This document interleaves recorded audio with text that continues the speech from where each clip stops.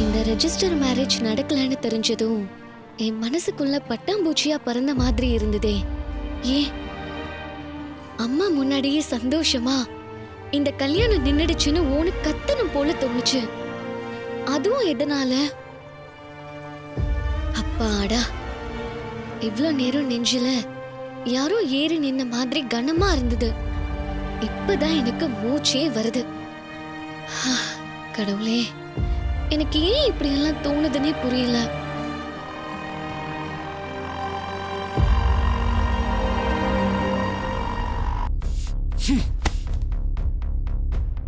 என்னென்னமோ சொன்ன, சீக்கிரமே கல்யாணம் நடக்கும் அது இதுன்னு.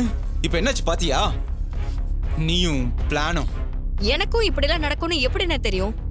அத்தை, ரேவதி தான் போயிட்டால, என்ன நடந்துச்சுன்னு இப்ப சொல்லுங்க. வேற என்ன நடந்திருக்கும்னு நினைக்கிறேன்? இந்த கல்யாணம் நின்னதுக்கு காரணம் அந்த கார்த்தி தான். கார்த்தி தான் காரணமா? நம்ம கல்யாணத்தை ரெஜிஸ்டர் பண்ண போறோம்னு அவனுக்கு எப்படி தெரிஞ்சிருக்கும்? அதான் மாப்பிள்ள எனக்குமே புரியல. ரேவதி சம்பந்தமான டாக்குமெண்ட்ஸ் எல்லாத்தையும் அந்த ரெஜிஸ்ட்ராருக்கு அனுப்பியிருக்கான்.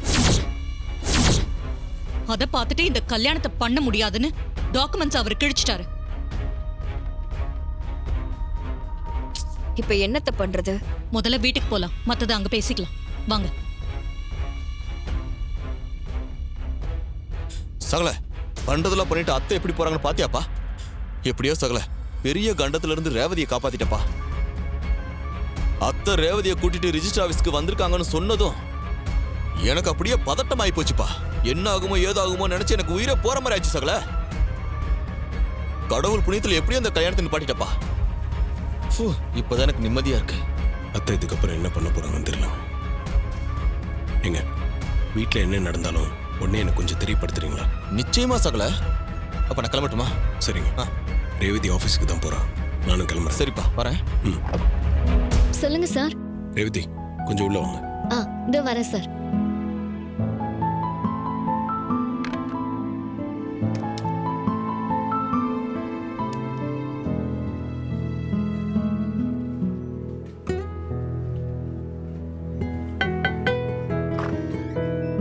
May come in sir. வாங்க.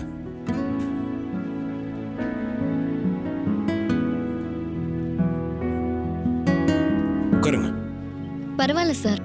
என்ன விஷயம் சொல்லுங்க சார். அது உள்ள வரும்போது கவனிச்சேன், உங்க முகத்துல ரொம்ப சந்தோஷம் தெரிஞ்சது. வீட்டுல எதுவும் விசேஷமா? எங்க கேள்வி கேட்ட பதில் சொல்லாம பாத்துட்டே இருக்கீங்க?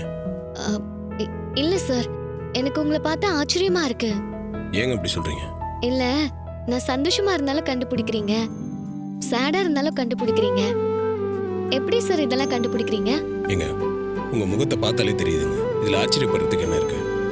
ஆமா சார், என்னன்னு தெரியல, காலையிலே மனசு ரொம்ப பாரமா இருந்துச்சு. இப்பதான் ரிலாக்ஸ்டா சந்தோஷமா ஃபீல் பண்றேன்.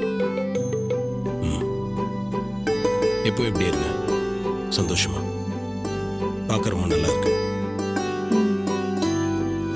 சரிங்க, carry on. Thank you sir. நம்ம நேரா ரெஜிஸ்டர் ஆபீஸ்க்கு போய் அவர்கிட்டயே உங்களுக்கு கால் பண்ணி எங்க பொண்ணை பத்தி தப்பா சொன்னது யாருன்னு நேரா கேட்போம். என்ன கலானி, நான் தான் அவர்கிட்ட 1000 தடவை கேட்டேனே, அவர் சொல்ல மாட்டேன்ட்டாரு. நாம கொண்டு போன டாக்குமெண்ட்ஸே கிழிச்சு போட்டுட்டாரு.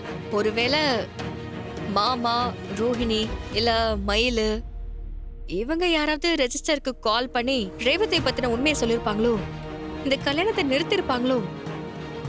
இல்ல, ஒரு நாளும் என் வீட்டு ஆளுங்க எனக்கு எதிராக எதுவும் பண்ண மாட்டாங்க. ஏன்னா அவங்களுக்கு இந்த சாமுண்டீஸ்வரி பத்தி நல்லா தெரியும்.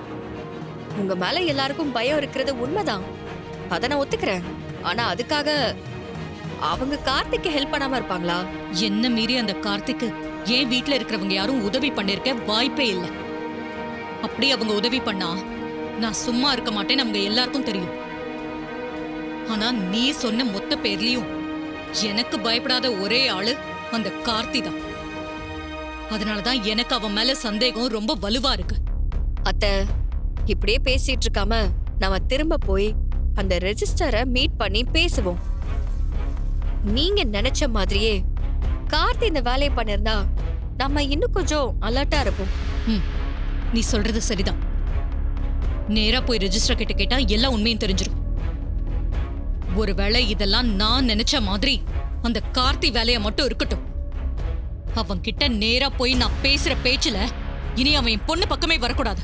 அப்ப உடனே கிளம்பலாம் அத்தை. வாங்க.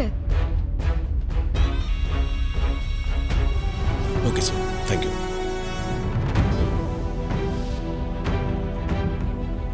லிஃப்ட் ஒயரை கட் பண்ணும்போது அதில் அவங்க கைரேகப்பட்டிருக்கோம்ல, அதை வச்சு எதனா கிடைக்குதான்னு ட்ரை பண்ணி பார்ப்போம். ஆனா மாப்ள, அந்த மெக்கானிக் வந்து வேலை செஞ்சானே, அவன் கைரேகையும் அதுல இருக்குமே. டேய், அது எனக்கு தெரியாதா? நம்ம ஆஃபீஸில் இருக்கிறவங்களோட கைரேகை அதில் மேட்ச் ஆகுது தான் பார்க்கணும். ஆமா மாப்ள, இப்ப எல்லா கைரேகையும் எப்படி வாங்குறது? பேசாம எல்லாருக்கும் ஆதார் கார்டு ஃப்ரீயா எடுத்து தரோன்னு கைரேகையை வாங்கிடலாமா? டேய், ஏன்டா? சாரி மாப்ள, சாரி, வேணாம் விட்டுரு மாப்ள. ஆஃபீஸில் பயோமெட்ரிக் வைக்க போகிறோம். அதுக்கு உங்கள் எல்லாரோட கைரேகையும் ரெஜிஸ்டர் பண்ணணும்னு சொல்லு. யாருக்கும் எந்த சந்தேகமும் வராது. சூப்பர் மாப்ள, இது நல்ல ஐடியா. நான் சொன்ன ஆள் இன்னும் கொஞ்ச நேரத்தில் வந்துடுவார். அவர் கூடவே இருந்து அவருக்கு தேவையான ஹெல்ப் நான் பண்ணி கொடுப்பேன். சரி மாப்ள. டேய், இந்த விஷயம் நம்ம 3 பேரை தவிர வேறு யாருக்கும் தெரியக்கூடாது. அப்படி தெரிஞ்சதுன்னா இங்கே இருக்கிற அத்தையோட ஆள் உஷாராயிடுவாங்க. மாப்ள, அதெல்லாம் யாருக்கும் தெரியாம நான் பாத்துக்கிறேன். நீ இதை ஃப்ரீயா விடு. அவங்க டிவோர்ஸ் கேஸ் கோர்ட்ல போயிட்டு இருக்கிறது உண்மைதானே?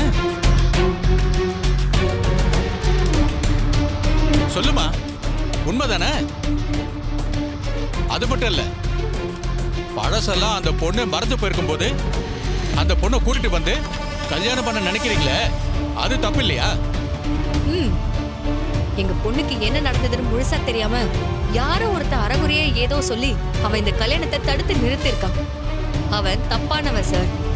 அவனுக்கு எதுக்கு இந்த வேலை? அது நீங்க யோசிச்சு பாத்தீங்களா? இத பாருமா, சொன்னது யாரோ தெருவுல போறவன் இல்ல, அந்த பொண்ணோட புருஷன் தான்.